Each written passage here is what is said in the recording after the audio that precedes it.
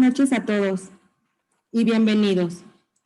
Agradecemos su asistencia a nuestro primer webinar como parte de la promoción del Diplomado en Nutrición Clínica con orientación en diabetes mellitus. El día de hoy me permite darle la bienvenida y presentarles al doctor Miguel Marín Rosales. Él es médico cirujano y partero por la Universidad de Guadalajara. Cuenta con una maestría en ciencias biomédicas con orientación en inmunología. Tiene varias especialidades tales como especialidad en medicina interna y reumatología por la Universidad de Guadalajara. También está certificado por el Consejo Mexicano de Reumatología. Es miembro activo del Colegio Mexicano y Jalisciense de Reumatología. Actualmente está cursando un doctorado en ciencias biomédicas con orientación en inmunología por la Universidad de Guadalajara. Dentro de su experiencia laboral, es profesor de tiempo completo en la Universidad de Guadalajara, médico especialista en el Hospital General de Occidente e investigador en el Sistema Nacional de Investigación. El tema que nos va a presentar el doctor Miguel será fisiopatología de la diabetes en tipo 2. Bienvenido, doctor. Le cedemos el micrófono para dar inicio. Hola, ¿qué tal? Muchas gracias. Muy buenas noches. Contento de seguir participando con ustedes en este fomento del conocimiento sobre diabetes mellitus. Sin más palabras, doy inicio a la presentación. El objetivo principal de esta plática es introducir un poquito a lo que es diabetes mellitus, a qué nos enfrentamos principalmente, clasificar a la enfermedad, ver la fisiopatología y aspectos terapéuticos, principalmente en pacientes con diabetes mellitus tipo 2. Si ustedes se ponen a buscar en la literatura e intentan ver cuál es la distribución geográfica de esta enfermedad, vamos a encontrarnos principalmente con este mapamundi que viene en un mapa de color, y ustedes van a observar la distribución. Si se fijan, los principales casos que afectan más o menos a más de 20 millones de personas por área estudiada son en Estados Unidos, China e India. Esto para el 2015. Sin embargo, México desgraciadamente no se quedó atrás y va repuntando casos, y probablemente ya nos encontremos a la par de Estados Unidos y de los otros países que previamente les mencioné. Si nosotros vemos cómo se distribuye esta enfermedad acorde al grupo de género, nosotros podemos ver que los hombres y las mujeres realmente presentan una distribución similar acorde al mapamundi que les estoy mostrando. Y si nosotros vemos la prevalencia respecto a la presencia de diabetes en hombres, en mujeres, o en su defecto intolerancia a carbohidratos, nosotros vamos a ver que van a la par. No hay aparentemente una distribución en el género, y si nosotros vemos si esto afecta o si se relaciona directamente con el índice de masa corporal, también vamos a encontrar esto. No hay una diferencia entre el género hombre-mujer, la presencia de diabetes, intolerancia a carbohidratos o en su defecto sobrepeso o obesidad. Vamos a la par prácticamente. Si ustedes buscan y tratan de identificar en un estudio cuáles son los principales tipos de diabetes que hay y afectan a las personas, vean el gajo rojo, que es diabetes mellitus tipo 2. Prácticamente es el 70% de todos los casos. Si nosotros desglosamos el otro 30, vamos a encontrar todas estas que ustedes ven a su mano derecha, que sería diabetes mellitus tipo 1, tipo 1.5 LADA, diabetes secundaria a otros agentes, no clasificada o no asociada o asociada a otras entidades metabólicas, ¿no? Pero a final de cuentas es un gajo muy pequeño con respecto a todo lo que es el impacto de diabetes mellitus tipo 2. Las podemos clasificar a grandes rasgos así. Realmente las MODI puede ser que vayan a terminar dependiendo de tratamiento a base de insulina, pero a grandes rasgos podemos clasificar como diabetes mellitus tipo 1, 1.5, 2 y diabetes mellitus gestacional. Entre la diabetes mellitus tipo 1 y 1.5, en ambas se considera que tenemos un background, un trasfondo autoinmune. En diabetes mellitus tipo 2 no existe este trasfondo como tal, y diabetes mellitus gestacional, pues el efecto relacionado a las hormonas que se presentan en una mujer gestante. Vamos a continuar hablando ahora sí de lo que es el tema diabetes mellitus tipo 2. Vean el problema. es un problema mundial, realmente afecta a mucha gente. Y si nosotros vemos la proyección hacia el 2035, que realmente no estamos muy lejanos, prácticamente faltan 14 años, vean el número de casos que va a haber para Norteamérica, 591.9 millones, que representaría un incremento del 37% de los casos. Es demasiado, pues es un impacto que llama mucho la atención y que debemos de estar preocupados por esta patología. Y vean más o menos la distribución de número de personas por millones, realmente varía en función al grupo étnico, que esto vamos a ver ahorita más adelante. En México, vean cómo se presentan los números. Realmente la prevalencia de esta enfermedad es muy alta y si ustedes ven para la estadística del 2016, vean cómo van el número de casos crecientes. Y si ustedes revisan las principales causas de muerte para el 2016 en esta plataforma que es del INEGI, van a observar que la principal causa de muerte son enfermedades cardíacas, luego diabetes y después siguen las neoplasias. Pero vean, si ustedes se ponen a pensar que para que se presente una enfermedad cardíaca debe de haber un trasfondo generalmente metabólico y la principal metabolopatía presente en mexicanos es diabetes, pues a lo mejor estamos tocando el número uno, ¿no? Y vean el número de funciones asociadas a esta patología. Prácticamente para el año 2016 estaban muriendo 105.574 casos. Entonces, creo que sí es un número que da miedo, ¿no? A final de cuentas. Fisiopatológicamente hablando, la diabetes mellitus que se encuentra al centro de la imagen no aparece de la nada. Tenemos siempre un trasfondo étnico. Ustedes pueden ver que, por ejemplo, los nativos de América, actualmente todo el continente, toda la parte de Norteamérica, que prácticamente tenemos una dieta norteamericana, ¿no? U occidentalizada. El estilo de vida, vamos a ver que muchas de las personas que tienen o padecen diabetes cursan generalmente con sedentarismo.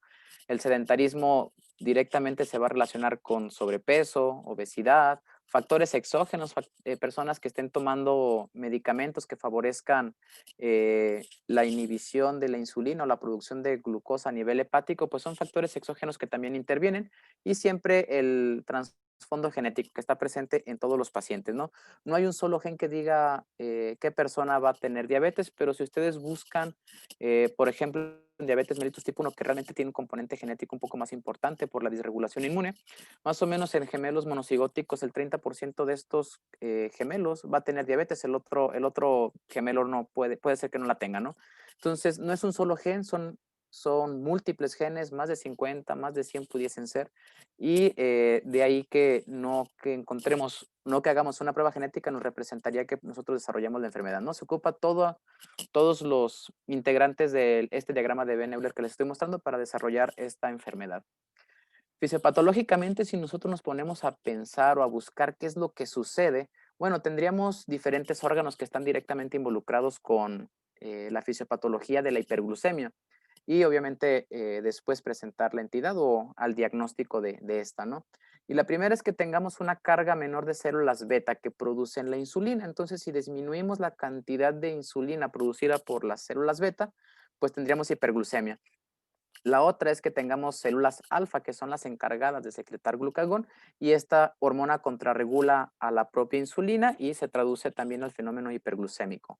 Por otra parte, a nivel, puede ser intestinal o a nivel de resistencias vasculares periféricas, tendríamos daño microvascular que pudiese complementar o exacerbar este fenómeno hiperglucémico y que los pacientes tengan compromiso a moderado o largo plazo. Por ejemplo, aquí tendríamos ya la memoria metabólica generada por la hiperglucemia y que esta condicione los eventos no deseados, ¿no? Falla renal terminal, amputaciones tempranas, infarto agudo al miocardio, entre otras. A nivel hepático, bueno, pues como tenemos una hiperinsulinemia, paradójicamente, tenemos resistencia a nivel vascular. Entonces, lo que hace el hígado muy inteligentemente es producir más glucosa, pues el hígado sensa que le falta glucosa, produce más y tenemos mayor hiperglucemia. Si el hígado no es capaz de solventar esta necesidad de glucosa, pues se viene la obtención de esta proteína o de glucosa a partir del incremento de lipólisis a nivel de tejido graso, ¿no? Por otra parte, el riñón empieza a absorber más glucosa, el músculo deja de captarla y todo esto condiciona producción o un fenómeno inflamatorio de bajo grado que está directamente relacionado con disfunción de neurotransmisores. Entonces, los pacientes que están deprimidos porque tienen diabetes realmente no están deprimidos por estar gorditos e hiperglucémicos, sino porque tienen disfunción de aquellas hormonas que regulan la sensación del estado de ánimo y se relaciona directamente con hiperglucemia, ¿no? Y esto es un círculo vicioso, entonces esto si no rompemos este octeto peligroso o minus octet, nuestro paciente diabético siempre va a estar hiperglucémico y con un estado inflamatorio de bajo grado. ¿Qué le sucede a la célula? Bueno, tendremos más de una célula participando. El adipocito es una célula de tejido graso que se va a encargar de estar produciendo ciertas hormonas, entre ellas proinflamatorias como interleucina 6, factor de necrosis tumoral, puede estar liberando ácidos grasos libres y todo esto se va a estar uniendo a una célula, por ejemplo, hepática o muscular. Una vez que se unen a través de receptores convencionales como aquellos que se llaman Toll-like receptors o en su defecto aquellos receptores relacionados a las familias del factor de necrosis tumoral, van a disparar una cascada de señalización río abajo, es decir, de la membrana plasmática hacia el núcleo, y todo esto va a favorecer que no se produzca, uno, insulina y dos, los receptores de la insulina. Entonces tendríamos paradójicamente muy poca insulina circulando y la insulina funciona de una manera muy inteligente. Una vez que se une aquí a su receptor, favorece que se trasloquen unos canales que se llaman GLUT, que son los transportadores de glucosa. Entonces, si no se están traslocando y no se están poniendo aquí en la membrana plasmática, su paciente siempre va a estar hiperglucémico porque la glucosa se va a encontrar circulando, ¿no? Aparte de todo eso, esta célula se va a dañar. ¿Por qué? Porque va a tener estrés mitocondrial y el estrés mitocondrial va a estar relacionado directamente con especies reactivas de oxígeno y todo esto va a condicionar un fenómeno o un bucle continuo y esto va a hacer que la célula disfuncione y tenga una vida media más corta y se siga promoviendo este fenómeno porque al morir esta célula, pues se van a liberar obviamente más mediadores proinflamatorios que van a perpetuar el daño celular. Entonces, si ustedes se ponen a pensar y me dicen, oiga, doctor Marín, entonces, ¿qué tendremos que buscar? Bueno, tendríamos que buscar factores de riesgo tradicionales relacionados a la enfermedad, como aquellos que son los no modificables y los modificables. Los modificables ustedes todos los conocen, prácticamente todos deberíamos de estar haciendo esto independientemente de si solamente es un punto por arriba del peso normal, ¿no? Entonces, vean, es obesidad, actividad física baja o deteriorada y una dieta no saludable o probablemente saludable. Y los no modificables, irónicamente, pues no podemos detener el crecimiento, no podemos controlar nuestra etnia y mucho menos nuestra historia familiar o genética. Entonces, una vez que ustedes analizan y entienden esto, vamos a ver lo que les venía comentando, la disfunción de la mitocondria. Puede haber, recientemente se ha descrito que la disbiosis intestinal, es decir, lo que comemos es lo que nos está inflamando, es parte importante de este esquema proinflamatorio que yo les comentaba, dependiente de estas citocinas que ustedes están viendo aquí al centro. La inflamación de bajo o alto grado va a condicionar con el paso de los años memoria metabólica y las especies reactivas de oxígeno liberadas por el daño mitocondrial, la disfunción mitocondrial, van a perpetuar este fenómeno inflamatorio. Y una vez presente la memoria metabólica, tal cual su nombre, pues no hay vuelta atrás, ¿no? La memoria metabólica va a estar presente a pesar de que ustedes tengan un muy buen control glucémico a mediano plazo o largo plazo. Los aspectos terapéuticos que nosotros debemos considerar en estos pacientes con diabetes mellitus siempre son basados en esto. ¿Qué le vamos a hacer a nuestro paciente, no? Tenemos que revisar y agregar un plan de manejo siempre. Buscar las características del paciente, valorarlas e intentar intervenirlas. Por ejemplo, ver su estilo de vida, ver los comórbidos que tiene como falla cardíaca, enfermedad renal crónica, enfermedad o estratificar su riesgo cardiovascular. Las características clínicas como la edad, su hemoglobina glucosilada al momento del diagnóstico, el peso que tiene el paciente, valorar su estado de depresión, ansiedad asociado, el contexto socioeconómico y cultural, porque esto es muy importante. Un paciente con un nivel socioeconómico bajo, pues probablemente no vaya a poder acceder a todo el esquema de terapias que se encuentran actualmente, ¿no? Por otra parte, tenemos que implementar siempre un manejo que sea smart o inteligente, que sea específico, medible, alcanzable, realista y que nosotros nos limitemos un tiempo para hacerlo. Y tener siempre en cuenta todo lo que están viendo acá de este lado, que sería las complicaciones de diabetes al momento del diagnóstico, el riesgo de hipoglucemia para pacientes mayores, la meta, la configuración de la meta, ¿no? Porque no es lo mismo llevar a un paciente una hemoglobina glucosilada de 7, 6.5 a un joven que a una persona de la tercera edad.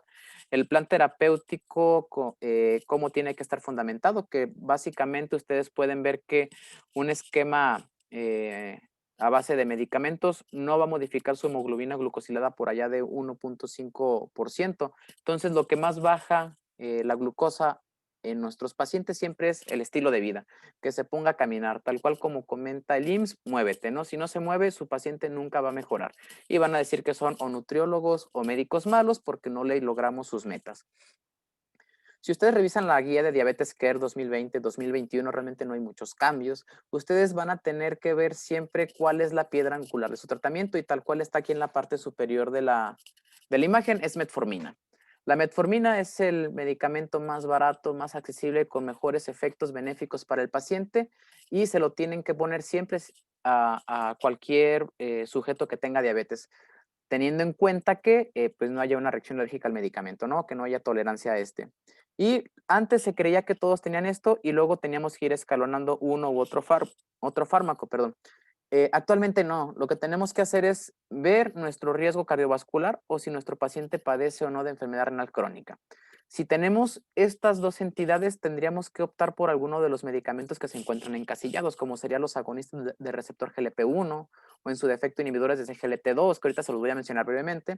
Y si alcanzamos la meta, nos quedamos ahí. Si no las alcanzamos, tendríamos que ir agregando uno, otro u otro fármaco hasta alcanzar nuestro objetivo terapéutico. Para el caso de enfermedad renal crónica o falla cardíaca, generalmente vamos a preferir inhibidores de CGLT2 porque tienen un muy buen beneficio cardiovascular. Y si no alcanzamos la meta, ir metiendo o agregando otro tipo de terapias, ¿no? Revisando siempre que no tengan una contraindicación para cualquiera de estas dos enfermedades. Si nuestro paciente no tiene ninguna de estas, bueno, hay que poner o estratificar nuestro paciente. ¿Qué es lo que queremos? Minimizar hipoglucemia, minimizar la ganancia de peso, promover la pérdida de peso y en función de todo esto, elegir el mejor medicamento que se encuentran aquí mostrados. Desgraciadamente yo les pongo en rojo, acá una modificación a la imagen, es donde estamos ubicados nosotros, ¿no? No solamente tenemos dos tipos de medicamentos, esto en función del costo, ¿no? Tenemos sulfonilureas, tiazolidinedionas o insulina, directo a esto. Nuestros pacientes difícilmente alcanzan un inhibidor de CGLT2 porque el precio más o menos oscila entre los 1,000 y 1,200 pesos el mes. ¿Cómo elegir nuestro medicamento? Bueno, nosotros tendríamos aquí encasillados nuestros problemas en color azul y tendríamos los medicamentos que nos pueden ayudar a controlar la glucosa. Por ejemplo, para mejorar la captación de la glucosa, obviamente la insulina. Para trastornos intestinales, obviamente mejorar la función de las incretinas, metformina, inhibidores de DP4 o inhibidores de la alfa-glucosidasa. Para mejorar la secreción del páncreas, sulfonilureas no mejora, sino simplemente agota los gránulos de insulina o en su defecto, los que mejoran serían los agonistas del receptor GLP-1, aquellos medicamentos que actúan sobre el tejido adiposo, sistema nervioso central, hígado, y ustedes van a ver que si ustedes estratifican muy bien a su paciente, van a armar la mejor selección de fármacos para tener el mejor control de la glucosa, siempre y cuando ustedes estén interviniendo en el estilo de vida y la dieta. Me voy a detener un poquito aquí que son los glucosúricos, son un grupo de medicamentos nuevos. Son tan interesantes como nuevos, no son, tienen mucha utilidad clínica.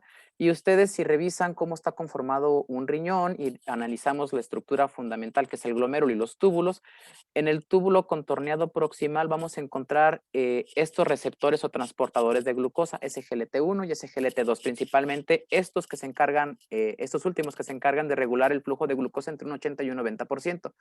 Normalmente estos túbulos lo que se encargan es de estar absorbiendo la glucosa. Entonces, al final de la vía, que sería en el túbulo colector o en su defecto a nivel vesical, no tendríamos glucosa, ¿verdad?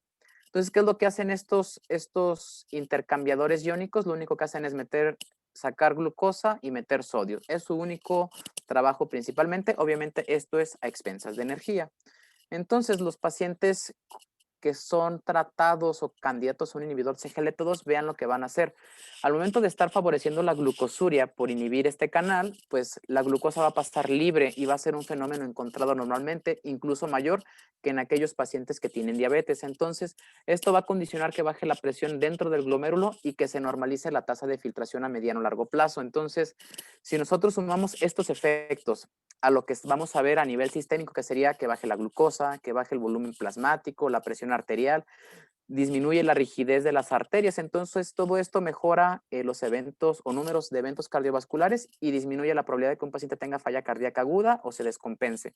Por otra parte, a nivel pancreático mejoraría la función de la célula beta, la secreción de glucagón, en tejido muscular la sensibilidad de la insulina queda mejorado porque hay más translocación de los receptores, y a nivel hepático los efectos benéficos para esta entidad, ¿no? Todo esto aparentemente parecen ser los mejores efectos encontrados por estos medicamentos. Vean ustedes, disminuye, el objetivo primario en este estudio fue ver la mortalidad, fue menor que en pacientes que tenían empaglifosina, que es un medicamento perteneciente a este grupo de fármacos, y si las estratificamos en función de número de muertes o casos cardiovasculares, vean cómo se encuentran por debajo del grupo placebo, al igual que muerte por cualquier causa o en su defecto hospitalización por falla cardíaca. Entonces, pues son los medicamentos que aparentemente tienen el mejor rendimiento hasta el momento, ¿no? En esta imagen yo les presento cómo van cambiando la hemoglobina glucosilada, cómo favorecen al cambio en el control de peso, ¿no? Aparte de mejorar su hemoglobina glucosilada, favorecen o ayudan a tener un mejor control de peso. Por otra parte, no todo es belleza. Estos medicamentos son nuevos, no hemos visto los efectos a largo plazo, mediano plazo, y entre ellos tenemos cetoacidosis, fracturas óseas, lesión renal, infección del tracto urinario, tromboembolismo venoso y pancreatitis aguda, entre otros, ¿no? Siendo los más importantes cetosis y fracturas óseas. Y aquí les pongo este estudio donde viene, yo creo que es el que tiene mayor número de casos, son más de 30,000 por grupo, y vean cómo los fueron estratificando y vean el número de eventos presentes. Realmente no son tantos eventos. Yo les pudiese decir que a lo mejor estos eventos se iban a presentar con sin y a pesar del medicamento, pero bueno, aquí fueron comparados contra otro tipo de fármacos y aparentemente aumenta la probabilidad de tener un evento adverso de estas características. Las insulinas son parte fundamental del tratamiento. No vimos metformina, pero fisiopatológicamente cómo actúa, pero las insulinas, obviamente, si tenemos deficiencia relativa de insulina, habría que aportarle. ¿Cuándo la tendríamos que aportar? Cuando su paciente tiene una hemoglobina glucosilada de más de 10. Entonces, hay que considerar realizar una terapia combinada con fármacos inyectables, como en este caso esta hormona. Aquí está la insulina, es fundamental para otro tipo de pacientes, que es diabetes tipo 1 o en su defecto para diabetes tipo 2, en la que se encuentran con una hemoglobina glucosilada de más de 10, como lo mencioné previamente. ¿Cómo funciona? Bueno, una vez que se une su insulina, van a venir toda una cascada de señalización río abajo para tener el mejor evento, que es traslocar estos receptores que se llaman GLUT a la membrana plasmática y que esto favorezca el flujo hacia la célula de la glucosa. Y estos son los efectos que tenemos en diferentes órganos a nivel hepático, a nivel tejido graso, muscular, cerebro, células beta, tejido endotelial o macrófago, ¿no? Con sus pros y sus contras tentativamente. ¿Cómo funciona normalmente la insulina? Ustedes van a tener picos acorde a los alimentos y van a venir por fases. Una fase basal, que es todo el tiempo tenemos una secreción basal, cierta cantidad de insulina circula por nuestro cuerpo, pero cuando ustedes inhalan o huelen ya la comida, viene la primera fase de secreción seguida de una fase sostenida de insulina en cada uno de los alimentos, ¿no? Y esto va a ser reproducible en cada uno de los alimentos que ustedes den, independientemente si es desayuno, comida o cena, o en su defecto algunos alimentos entre estas horas. Entonces, en función de esto, de este pico fisiológico, de este fenómeno fisiológico que ustedes están viendo aquí, tenemos diferentes tipos de insulina. Aquella que se comporta de una manera normal, que sería la del cuerpo, o en su defecto, insulinas de acción corta, acción intermedia o acción prolongada. Obviamente, cada una tiene su particularidad. Por ejemplo, las de acción corta solamente tienen su pico a las 2 horas con un declive rápido. De acción intermedia es la curva roja, van a tener un pico más o menos a las 2 horas y van a tener una meseta cerca de 6 a 8 horas con una caída subsecuente. Aquellas insulinas de acción ultra rápida que en 30 minutos su pico ya lo están haciendo y tener un efecto en 2 horas cuando mucho. Y tener insulinas de acción larga, como aquellas que se ven reflejadas con la línea verde, ¿no? Son pacientes que se pican a la hora cero y van a tener un efecto todo el tiempo en la misma intensidad del efecto de la insulina, más o menos un promedio de 18 a 24 horas. Entonces, en función de cómo se comporta cada una de las insulinas, ustedes tendrían que evaluar qué tipo de esquema tendrían que hacer. Si es un esquema basado en insulina glargina, que sería una insulina basal solamente, y darle tratamiento a base de pastillas con metformina o inhibidores de inhibidores intestinales del alfa-glucosidasa, entonces ahí sería una forma. La otra es a través de insulina NPH o en su defecto esquemas duales con insulina rápida o ultra rápida, ¿no? O insulinas premezcladas. Obviamente la intención es que se obtenga el fenómeno fisiológico, es decir, que ustedes tengan una insulina basal y en cada uno de los alimentos reproducir este fenómeno que aparece fisiológicamente, ¿no? Es decir, un pico que dure un determinado tiempo de 2 a 4 horas. Entonces, así es como funciona. Vean, por ejemplo, las insulinas rápidas, cómo se comportan, 2 horas.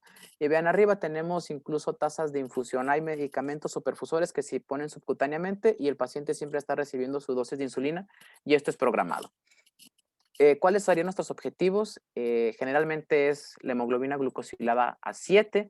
Si es un paciente joven con una vida promedio o que se espera una vida mayor, una enfermedad de corta evolución, que no tenga complicaciones vasculares, se puede considerar que el objetivo no sea 7, sino 6.5, pero si una persona mayor que tiene una enfermedad de 15 años, un periodo o una esperanza de vida corta, pues a lo mejor ya sería algo permisible y que sea menor de 8, ¿no?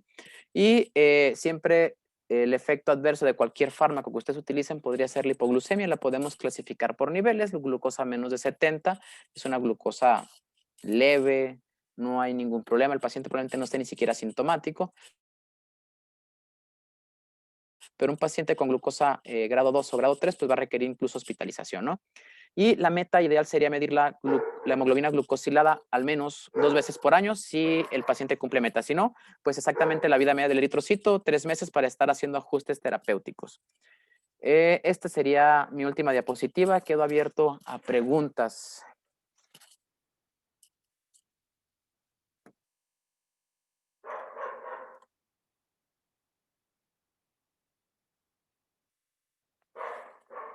¿Alguna pregunta, estimado auditorio?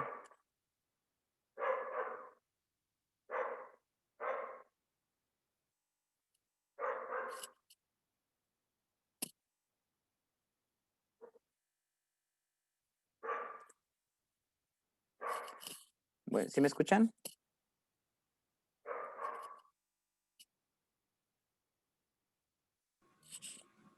¿Hay alguna duda o pregunta? Tengo el chat abierto. Hasta el momento no hay ninguna pregunta arrojada por ustedes. Adelante, Fer Ayala.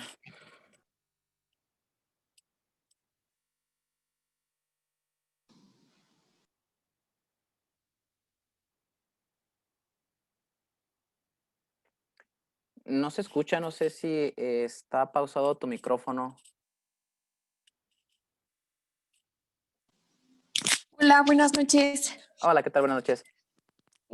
Sí, yo tenía una duda con respecto a los glucosúricos Ajá. que mencionaba con lo del tubo contorneado proximal, que era donde como se absorbía la glucosa, ¿tengo así entendido? Ajá. Sí, al momento de que lo liberan más adelante en el tubo proximal, esto es por el recambio también que hay como sodio, calcio, que se pierda o que estos pacientes estén propensos a tener alguna ya fisiopatología de tipo ósea. Sí, obviamente, si nosotros modulamos una parte de los intercambiadores iónicos a nivel tubular, probablemente condicionemos otras alteraciones, ¿no? Eso es un fenómeno reflejo incuestionable. Si yo intercambio sodio-glucosa, Obviamente voy a modificar los quimiosensores que se encuentran, por ejemplo, a nivel de túbulo colector o en su defecto en adelante del túbulo proximal. Entonces sí puede ser que favorezcamos otro tipo de alteraciones a mediano o largo plazo. De hecho, como les comentaba, no hay todavía una guía de efectos adversos completa, no sé, que me diga, ok, tengo un paciente que le voy a dar un inhibidor de SGLT2, por ejemplo, y digamos que yo se lo inicio y mi paciente queda amputado porque tuvo complicaciones de otras características, ¿no? Por ejemplo, necrobiosis. Entonces, ahí yo te podría decir, a lo mejor estamos afectando este fenómeno porque aumentamos probablemente la estenosis de las arterias tibiales, por así decirlo, ¿no? Entonces, a lo mejor utilizar un Doppler ahí nos podría ayudar, pero no sé si esté modificando, por ejemplo, que favorezca una mayor concentración de calcio porque más adelante se esté modificando, modulando los intercambiadores iónicos. Eso no está completamente estudiado o entendido hasta este momento. Y realmente decirte yo, si le damos aquí, le vamos a modificar acá y vamos a aumentar la cantidad de calcio o de fosfatos, está un poquito más difícil. A lo mejor tendríamos que pensar que este paciente ya tiene una tasa de filtración reducida y que esta tasa de filtración sea la causante del fenómeno, ¿no? Y no tanto el fármaco. Realmente no te pudiese dar una explicación fisiopatológica ahorita, ¿no? Pero porque son medicamentos prácticamente nuevos, tienen del 2017, 16 para acá, y estamos viendo apenas los efectos adversos relacionados a estos fármacos a partir de su uso en el estudio clínico o estudios clínicos multicéntricos, ¿no? Ok, muchas gracias. De nada. Agradecemos al doctor Miguel Marín por su excelente ponencia y estamos orgullosos de contar con él como docente en la segunda generación del Diplomado en Nutrición Clínica con orientación en diabetes mellitus. Les deseamos una excelente noche y los invitamos a estar pendientes para los siguientes webinars. Gracias, doctor. Hasta luego, gracias a ustedes.